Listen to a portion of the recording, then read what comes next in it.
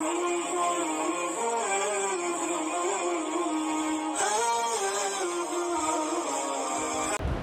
رب العزت نے مسلمانوں کو عملی زندگی کے اندر کس طرح زندگی گزارنا ہے. مومن تو سب ہیں، مسلمان سب ہیں، لیکن مسلمانوں کی عملی زندگی کیسی ہونی چاہیے اس کا حکم اللہ تبارک و تعالیٰ نے سورہ فرقان کی ان آیتوں کے اندر دیا ہے. سب سے پہلی بات جو اللہ نے کہا وَعِبَادُ الرَّحْمَنِ الَّذِينَ يَمْشُونَ عَلَى الْأَرْضِ هَوْنًا وَإِذَا خَاطَبَهُمُ الْجَاهِلُونَ قَالُوا سَلَامًا. بندہ توبہ کرتا ہے، اللہ اس کو قبول کر لیتا ہے کیونکہ اللہ رحیم ہے، غفور الرحیم. یہاں قرآن مجید نے عباد الرحمن کہا، رحمان کے بندے، عباد اللہ نہیں کہا، اللہ کے بندے. عباد الجبار نہیں کہا، بہت سخت پکڑنے کا بندہ، پکڑنے والے کا. عباد القہار، بہت ہی غصے والا، اس کا بندہ. عباد الجبار نہیں، عباد اللہ نہیں، عباد القہار نہیں، تو کیا کہا؟ عباد الرحمن. اور اس کی وجہ یہ تھی کہ مشرکین مکہ اللہ کے نام کو تو جانتے تھے لیکن رحمان کو جانتے پہچانتے نہیں تھے. تو دوسری جگہ پہ اللہ تبارک و تعالیٰ نے فرمایا نا قُلِ ادْعُوا اللَّهَ أَوِ ادْعُوا الرَّحْمَنَ، اے لوگو یا تو اسے اللہ کہہ کے پکارو یا رحمان کہہ کے پکارو. اَيَّمَّا تَدْعُوا فَلَهُ الْأَسْمَاءُ الْحُسْنَى، جس نام سے بھی پکارو یہ تمام کے تمام بہترین نام اللہ ہی کے لیے. تو مشرکوں کو رحمان کا تعارف کروایا اور یہاں پہ اللہ نے عباد الرحمن کہہ کر کے یہ ثابت کیا. حدیث کے اندر ہے کہ اللہ تبارک و تعالیٰ نے جس اس کارخانے دنیا کو پیدا کیا، اس کائنات کو پیدا کیا، تو کائنات کو پیدا کرنے کے ساتھ ساتھ پروردگار عالم نے 100 رحمتوں کو بھی پیدا کیا اور 100 رحمتوں کو پیدا کرنے کے بعد اس کائنات کے اندر صرف ایک رحمت کو اس دنیا میں رکھ دیا، ایک رحمت. اور اس ایک رحمت کے نتیجے میں ماں باپ اپنے شیرخوار بچوں کے ساتھ شفقت اور محبت کا معاملہ سے کرتے ہیں. اسی ایک رحمت کا نتیجہ ہے کہ جو ہے چرند و پرند اپنے بچوں سے محبت کیا کرتے ہیں. اسی ایک رحمت کا نتیجہ ہے کہ یہاں تک کہ خونخوار درندے بھی اپنے بچوں کے ساتھ شفقت اور محبت کا معاملہ کیا کرتے ہیں. اور اللہ نے 99 رحمتوں کو بچا کر رکھ لیا کہ کل قیامت کے میدان میں، میدان حشر کے اندر جب میرے بندوں سے پوچھ تاچھ ہوگی تو اس دن اللہ تبارک و تعالیٰ اپنے بندوں کو مغفرت کرنے کے لیے، بخشش کرنے کے لیے، جنت میں بھیجنے کے لیے، ان کو معاف کرنے کے لیے اللہ بقیہ 99 رحمتوں کا استعمال کرے گا.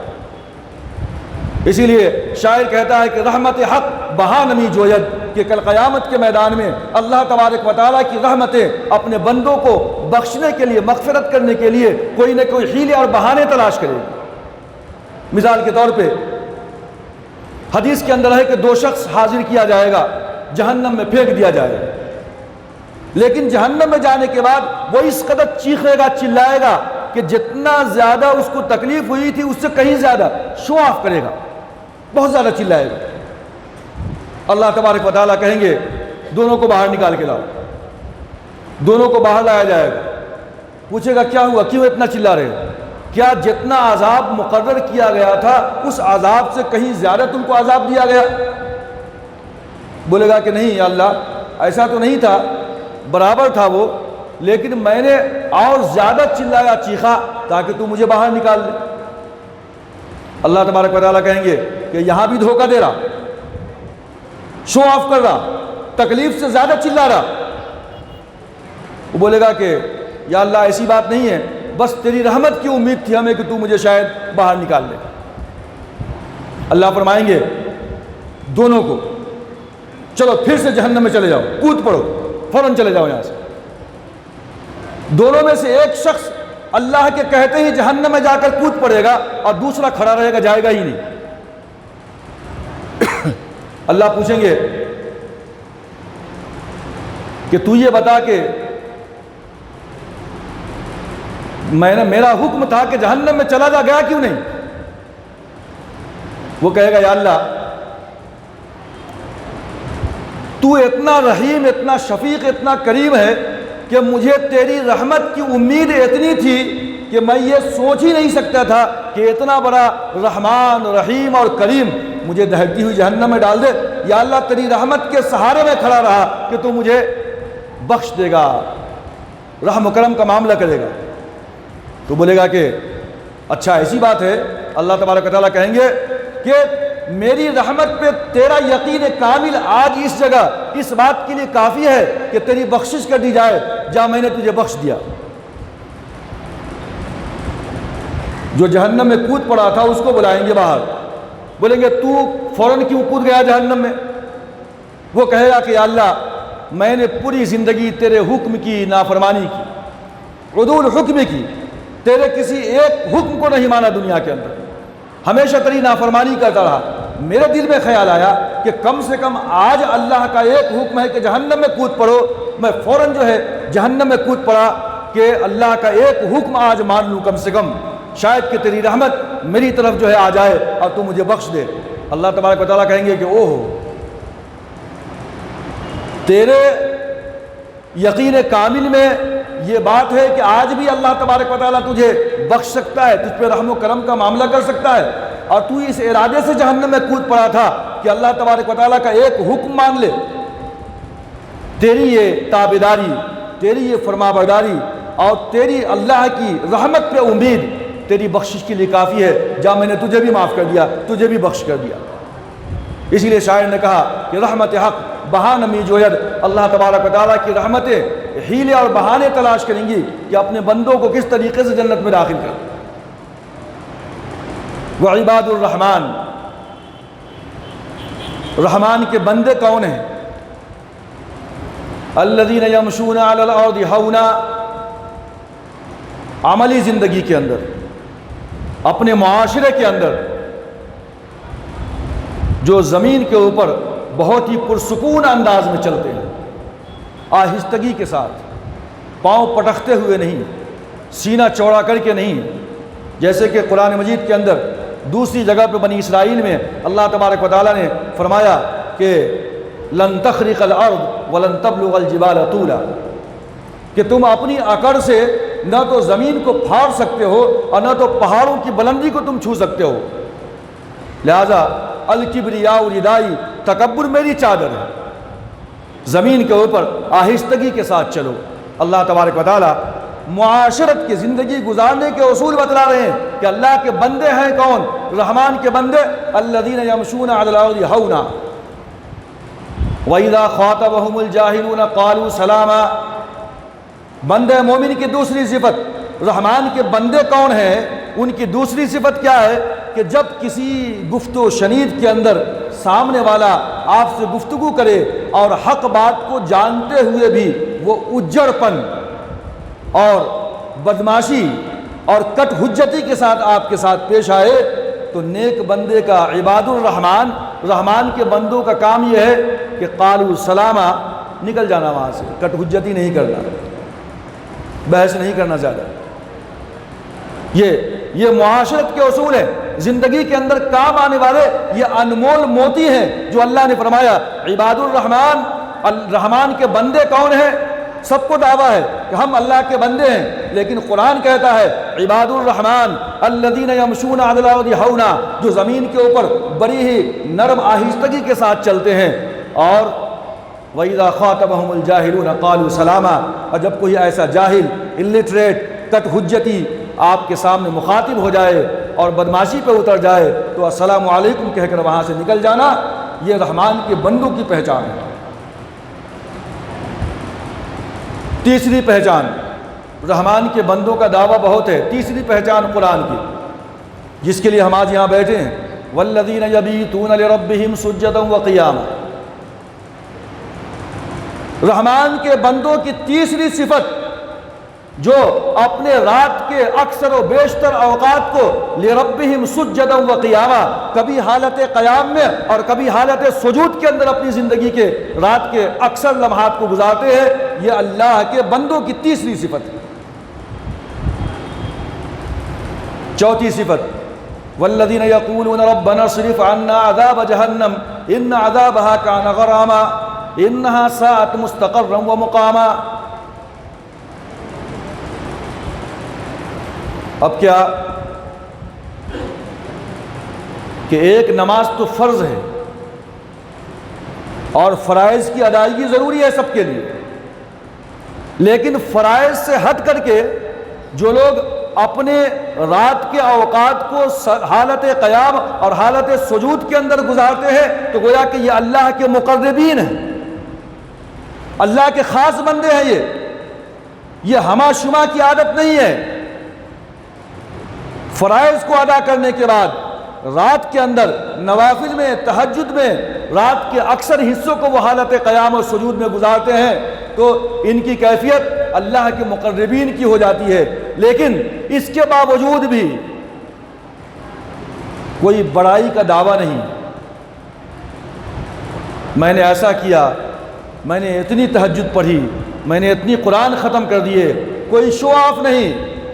ابھی بھی یعنی فرائض کو ادا کرنے کے بعد راتوں کو اندر قیام اور حالت سجود میں گزارتے ہیں، پھر بھی اللہ کی بارگاہ میں ڈرتے رہتے ہیں اور کہتے ہیں والذین یقولون ربنا اصرف عنا عذاب جہنم ان عذابها کان غراما، کہ اے میرے پروردگار، والذین یقولون ربنا اصرف عنا عذاب جہنم، ہمیں جہنم کے عذاب سے بچا لے اللہ،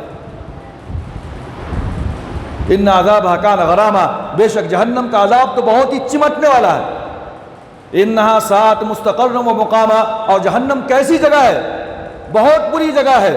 مستقر و مقامہ، مستقر کہتے ہیں ہمیشہ رہنے کے لیے کسی مقام کے اوپر، اگر جہنم کے اندر آدمی ہمیشہ ہمیشہ رہا تو بھی بہت بری جگہ ہے۔ وہ مقامہ، اور چند لمحوں کے لیے اگر وہاں پہ رہا، جہاں پہ ہمیشہ نہیں رہا جاتا تو چند لمحوں کے لیے بھی جہنم کے اندر داخل ہونا یہ بہت بری جگہ ہے، یہ عذاب تو چمٹنے والا ہے بندے سے۔ فرائض کے ادا کرنے کے بعد اللہ کے مقربین بندے جو راتوں کے اندر قیام اور سجود میں اپنی زندگی گزارتے ہیں، اپنی راتوں کو، وہ اللہ تبارک و تعالیٰ کی بارگاہ میں اس طریقے سے دعا کرتے ہیں اور عذاب جہنم سے وہ پناہ مانگتے ہیں۔ اور اس کے بعد والذین اذا انفقوا لم یسرفوا ولم یقتروا وکان بین ذلک قواما،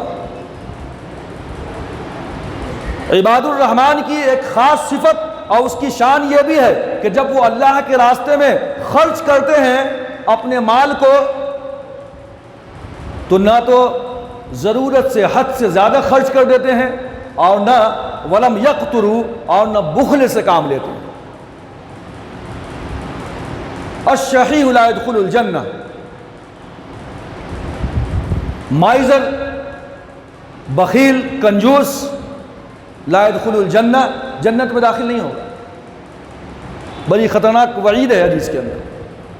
تو جو اللہ کے مقربین ہیں ان کا کام یہ ہے کہ جب وہ اللہ کے راستے میں خرچ کرتے ہیں تو اسراف نہیں کرتے، فضول خرچی نہیں کرتے، اور ہاتھ اپنا مکمل طور پہ روکتے بھی نہیں ہیں۔ وَكَانَ بَيْنَ ذَلِكَ قَوَامًا، بلکہ درمیان والی زندگی اختیار کرتے ہیں، درمیان والا معاملہ، کچھ دیا بھی اور کچھ اپنے پاس رکھا بھی۔ اور اس کے بعد پھر اللہ تبارک و تعالیٰ نے تقریباً 3 بڑے بڑے کبیرہ گناہوں کا ذکر کیا ہے۔ وَالَّذِينَ لَا يَدْعُونَ مَعَ اللَّهِ إِلَٰهًا آخَرَ وَلَا يَقْتُلُونَ النَّفْسَ الَّتِي حَرَّمَ اللَّهُ إِلَّا بِالْحَقِّ وَلَا يَزْنُونَ، کہ رحمان کے بندے کون ہیں بھائی؟ جو اللہ کے علاوہ کسی اور کو نہیں پکار،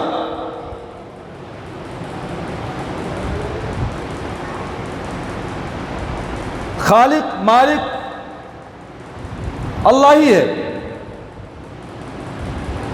اس کے علاوہ کسی کو نہیں پکارتا ہو۔ تو شرک کبیرہ گناہ ہے، اللہ تمام گناہوں کو معاف کرے گا لیکن شرک کو معاف نہیں کرے گا۔ ان اللہ لا یغفر ان یشرک بہ ویغفر ما دون ذلک لمن یشاء۔ دوسرا گناہ کبیرہ ولا يقتلون النفس التي حرم الله الا بالحق ولا يزنون ومن يفعل ذلك يلقى اثاما۔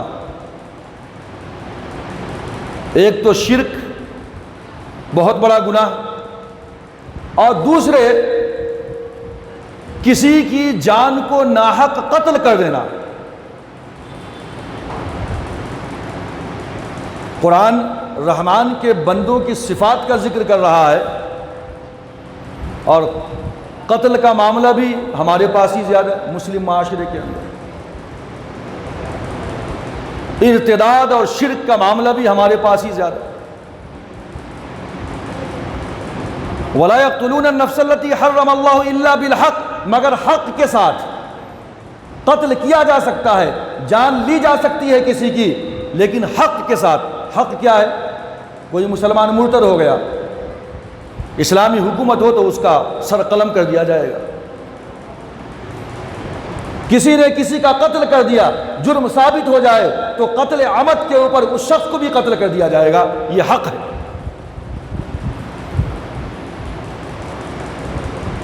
اور ولا یزنون، تیسرا بہت بڑا گناہ کہ وہ زناکاری نہیں کرتے، اللیگل سیکشول افیئر نہیں کرتے۔ سورہ بنی اسرائیل کے اندر آپ نے سنا تھا کہ ولا تقربوا الزنا انہ کان فاحشہ وساء سبیلا، زنا کے قریب بھی نہ جاؤ کہ وہ بہت برا راستہ ہے۔ اور واقعہ معراج کے اندر جہاں نبی آخر الزماں کو بہت ساری چیزیں مشکل کر کے بتلائی گئی تھیں، اس میں سے ایک یہ بھی تھا کہ ایک دسترخوان کے اوپر بہت ہی لذیذ غذائیں موجود تھیں، اور دوسری طرف بہت ہی بدبودار اور سڑا ہوا گوشت موجود تھا، اور ایک ایسی جماعت تھی جو لذیذ گوشت کو چھوڑ کر کے سڑے ہوئے بدبودار گوشت کو وہ لوگ کھا رہے تھے۔ جبریل امی سے سرکار دو عالم صلی اللہ علیہ وسلم نے پوچھا آخر یہ کیسے لوگ ہیں کہ جو لذیذ چیزوں کو چھوڑ کر بدبودار اور نجس اور ناپاک چیزوں کو کھا رہے ہیں؟ جبریل امی نے فرمایا تھا اللہ کے رسول، یا آپ کی امت کے ایسے لوگ ہیں جو اپنی پاک اور جائز بیویوں کو چھوڑ کر دوسری عورتوں کے پاس جا کر شباشی کیا کرتے تھے، یہ زناکار تھے، یہ زنا میں ملوث تھے۔ اور حدیث کے اندر آتا ہے کہ اگر کوئی شخص زناکار ہے تو جہنم کے اندر اسپیشل ٹریٹمنٹ اس کے لیے ہوگا۔ جہنمیوں کے لیے ایک ایسا گڑھا ہے کہ جس کے بارے میں آگے قرآن کہتا ہے وَمَن يَفْعَلْ ذَلِكَ يَلْقَى أَثَامًا، اور جو شخص اللہ کی ذات میں شرک بھی کرے، جو شخص کسی کا قتل بھی کرے، اور جو شخص زناکاری کے اندر بھی ملوث ہو، وَمَن يَفْعَلْ ذَلِكَ، جو شخص ایسا کرے يَلْقَى أَثَامًا، تو اس کو اس کا بدلہ مل کے رہے گا۔ اور بعض مفسرین نے یہ لکھا کہ یہ اسامہ ہے، اسامہ یہ جہنم کے اندر ایک اسپیشل گڑھا ہے کہ جو صرف اور صرف مشرکوں کے لیے، قاتلوں کے لیے اور امت محمدیہ کے زناکاروں کے لیے، اللیگل سیکشول افیئر کرنے والوں کے لیے یہ جو ہے اسامہ گڑھا ہے کہ اس آگ کے گڑھے سے جہنم کی آگ بھی پناہ مانگتی ہے۔ پھر آقا دو جہاں نے ارشاد فرمایا کہ زناکار کی شرمگاہ سے ایسی بدبو آئے گی جہنم کے اندر کہ اس سے تمام کے تمام جہنمی بھی پناہ مانگیں گے۔ اور پھر میں نے آپ سے یہ بھی کہا تھا کہ زنا قرض ہے، زنا قرض ہے۔ آج ہمارا معاشرہ بھی پراگندہ ہو چکا ہے ان بری عادتوں سے۔ طرح طرح کے افیئرس آپ کو نظر آئیں گے مسلم کمیونٹی کے اندر بھی۔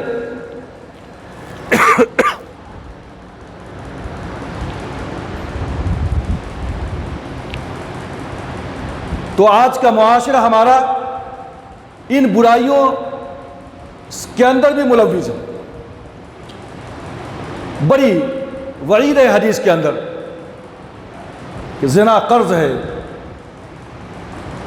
آپ نے کسی سے 100 روپے بطور قرض کے لے لیا تو قرض ادا کر دیں گے 100 روپے کی شکل میں، لیکن اگر کسی نے کسی کی بہن بیٹی یا اس کی بیوی کی عزت کو تار تار کر دیا تو یہ بھی قرض ہے جو آپ نے کیا ہے۔ اب اس قرض کو ادا کیسے کریں گے؟ تو آپ نے جس کی بیوی بیٹی اور جس کی بیوی کی عزت کو داغدار اور تار کیا ہے، یہی چیزیں سیم عمل آپ کی بیوی یا بیٹی یا آپ کے کسی قریبی رشتہ داروں کے اندر بھی ریپیٹ ہوگی، آج نہیں تو کل۔ یہ ہے قرض کی ادائیگی۔ نوجوان بچوں، کالج جانے والوں،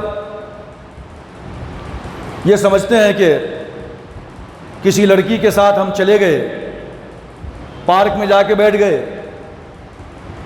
چند دن گلچھرے اڑائے، ان کے ساتھ بہت بڑا کمال کر لیا،